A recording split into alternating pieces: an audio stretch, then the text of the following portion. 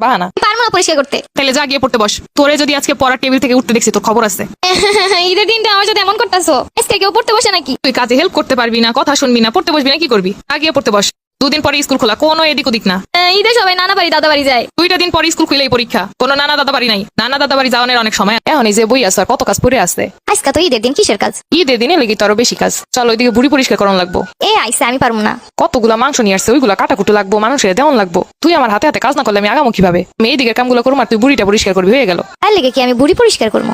কেন কি হয়েছে? বুড়ি পরিষ্কার করলে মান যাইবো না জাত যাইবো? নিজের কাছে নিজের ওয়েট যাইবো। এসব ঢংবাদ দিয়ে চল কাজে চল। বুড়ি যখন রান্না করি তখন তো ঠিকই আম্মা খুব মজা হয়েছে, খাওয়ার টাইমে তো মজা খুব ভালোই বুঝো। আয় পরিষ্কার করে দেখ কেমন লাগে। আজকে থেকে আর আমি কোনোদিন বুড়ি খাবো না। এতদিন তো খাইছো, এখন খাইলেও পরিষ্কার করানো লাগবো, না খাইলেও লাগবো। বুড়ি নেওয়ার সাথে 2টা পাও আছে, গুলো সুন্দর করে পরিষ্কার করবি। ঈদের দিন আমার দিয়ে কাম করাবা? ঈদের দিন আছে নাকি আবার কাম করণের? এখন না করলে শ্বশুর বাড়িতে গিয়ে তারপরে আমার গাল দিয়ে শোনাবি যে আম্মা কিছু শিখায় নাই। কাজ যখন করণই লাগবো, শ্বশুর বাড়িতেও করবি, বাপের বাড়িতেও